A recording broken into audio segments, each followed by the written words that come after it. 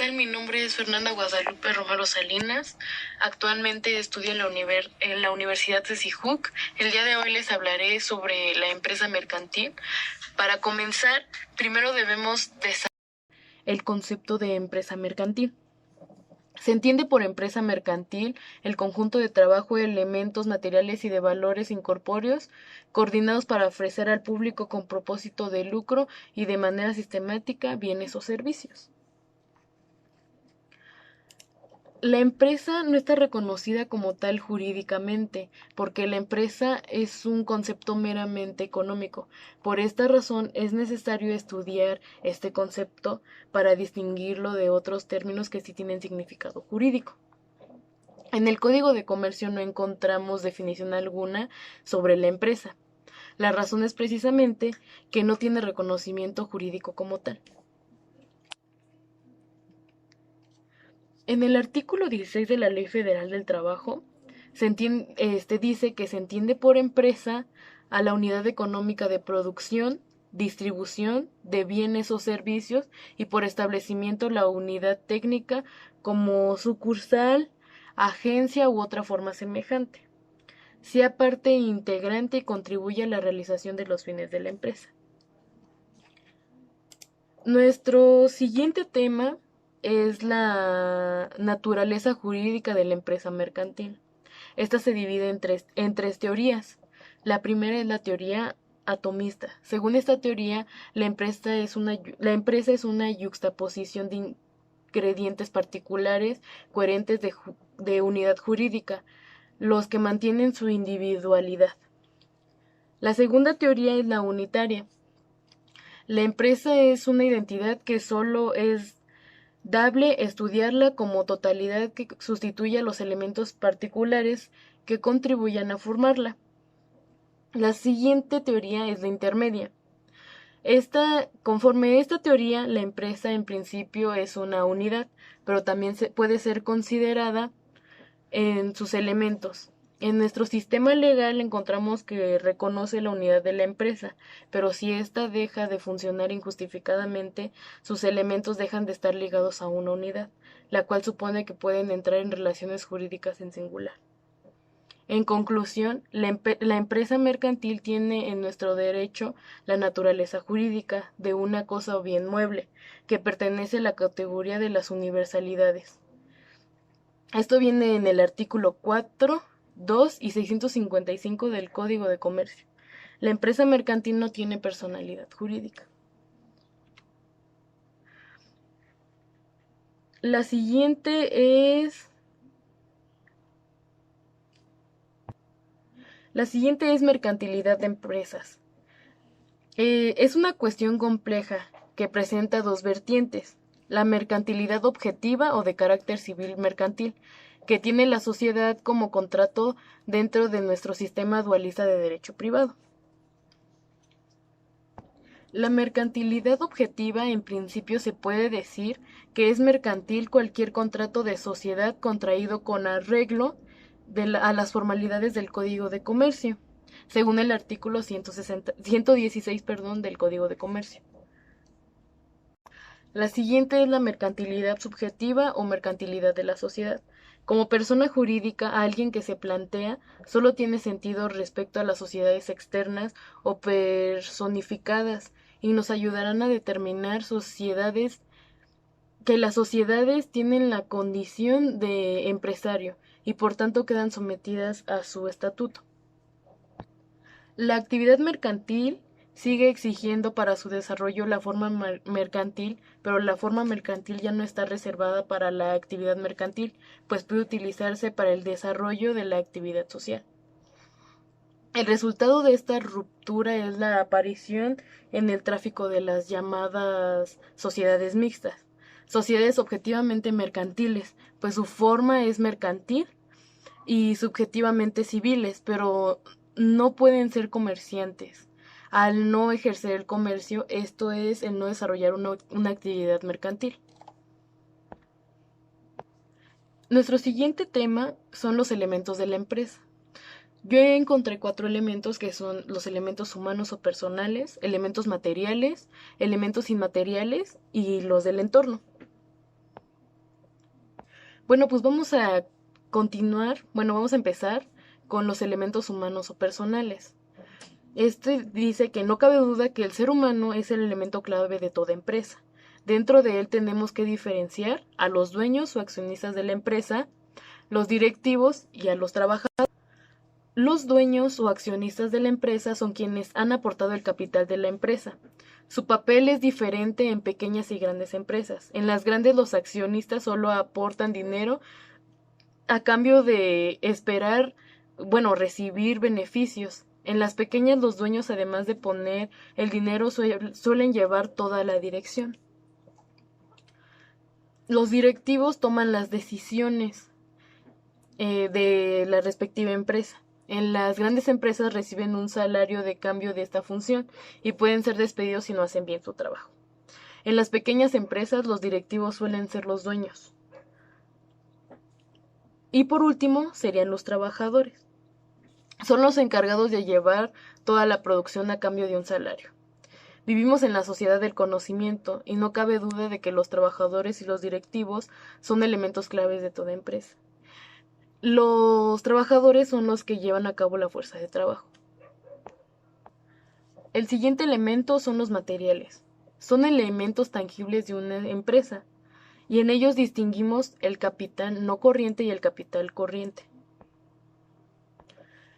El capital corriente se refiere a los elementos permanentes que van a estar durante un largo tiempo en las empresas y que permiten a la empresa realizar su actividad, instalaciones, máquinas, equipos informáticos, mobiliario, etc. Y los capitales corrientes son los elementos cambiantes de la empresa, que están en continuo movimiento, las materias primas, el dinero, las cajas de banco, etc. El siguiente elemento son los inmateriales. Son elementos intangibles que no son tan observables a simple vista, pero que tienen gran importancia para la empresa. En ellas distinguimos la organización, la cultura y la imagen. La organización nos indica todas las relaciones que hay entre los elementos humanos y los materiales, es decir, cuáles son las funciones y responsabilidades de los trabajadores, quién manda sobre quién, o sea, sobre quién, la jerarquía o cómo se comunican y se relacionan unas personas con otras. Así, por ejemplo, una de las claves de Google, bueno, un ejemplo muy fácil sería el Google, es la excelente organización que tienen, donde hay gran relación entre los trabajadores y donde dejan mucho lugar a la creatividad de los trabajadores, que en ocasiones crean productos propios. La cultura son todos los valores y creencias de una empresa que marcan cuáles van a ser las pautas del comportamiento de los miembros de la empresa. Así, esta cultura es una guía básica a la hora de tomar decisiones. El último es la imagen, y esta es la forma en la que el mundo exterior ve a la empresa. Nos referimos a no solo el nombre de la marca o el logotipo, sino también el eslogan de la empresa y todo tipo de aspectos visuales, como los colores de la empresa o la manera de comportarse o de vestir a los trabajadores. Un ejemplo de esto sería la empresa de Nike. Si pensamos en esta, es inevitable que se nos venga a la cabeza su logotipo de el Swoosh y su eslogan Just Do It. O sea, con que la compañía trata de transmitir su idea de superación. O se nos viene a la mente su logotipo de la palomita. Por último, y no menos importante, tenemos al entorno. Es todo aquello que rodea a la empresa y por tanto lo afecta. Nos referimos a sus clientes, sus competidores, la regulación que le impone el Estado, etc. Ahora hablaremos de las clases de empresas. Las diversas clasificaciones de las empresas se entienden normalmente a variados criterios, productivos, funcionales, organizativos, etc., según la propiedad del capital. En función de si el capital está en manos de particulares u organismos públicos, nos encontramos con empresas. Las privadas, cuando la propiedad de la empresa es de esta naturaleza, algunas tienen las peculiaridades de que sus propietarios son también trabajadores de la misma, quienes en algunos casos se convierten también en clientes o proveedores. También tenemos las empresas públicas, cuando el capital pertenece al Estado, comunidades autónomas, diputaciones, ayuntamientos o algunos de los organismos dependientes de estas instituciones. Otra clase de empresa sería la mixta. Si la mortalidad es compartida en organismos públicos y particulares, criterios económicos de clasificación y otros criterios socioeconómicos. La clasificación que tienen un mayor interés son las que toman en consideración el tamaño, sector productivo o la organización jurídica y forma de titularidad de la misma. Tamaño. Atendiendo a su tamaño, se acepta generalmente una división de la empresa que se distingue entre microempresa, pequeña y mediana y gran empresa. Los criterios limitadores entre cada una de esas categorías fijados por la recomendación de la Comisión 2003-361 de 6 de mayo del 2003 son los siguientes. Y aquí les muestro una tabla con un ejemplo, que sería la empresa, en la empresa, en el espacio de empresa está la microempresa, pequeña empresa, pequeña y mediana empresa y la grande empresa.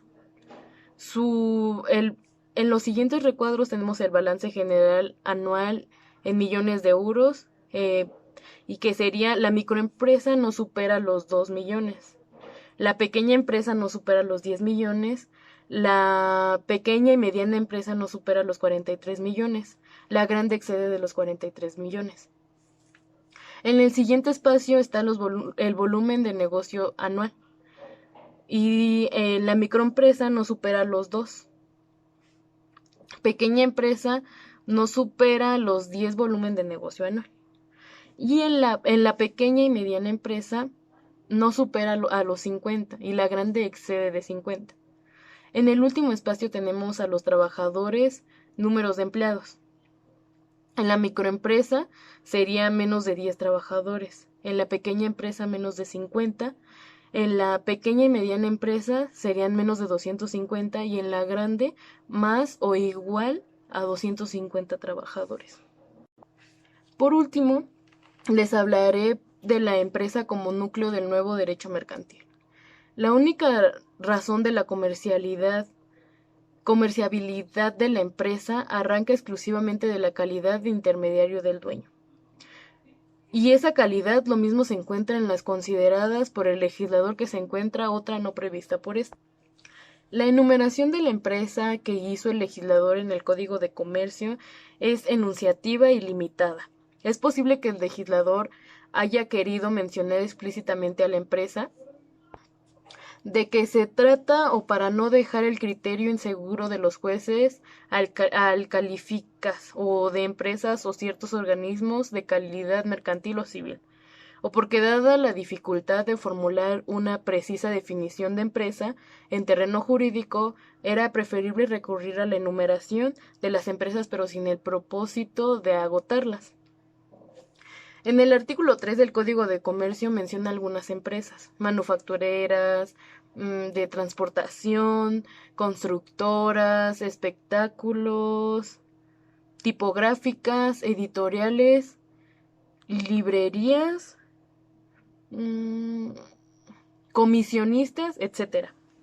Asimismo, ese criterio establecido de comercialidad podemos establecerlo a cualquier empresa, aunque no se haya incluida en el Código de Comercio. Las empresas especificadas en este código están establecidas basándose en los actos de comercio que regula la ley. En las diferentes empresas mencionadas, el legislador encontró siempre un acto o varios actos suficientes para poderlas catalogar como tales y poder ser reguladas y establecidas dentro del Código de Comercio. Espero les haya servido mucho esta información. Que tengan una excelente semana y nos vemos pronto. Bye.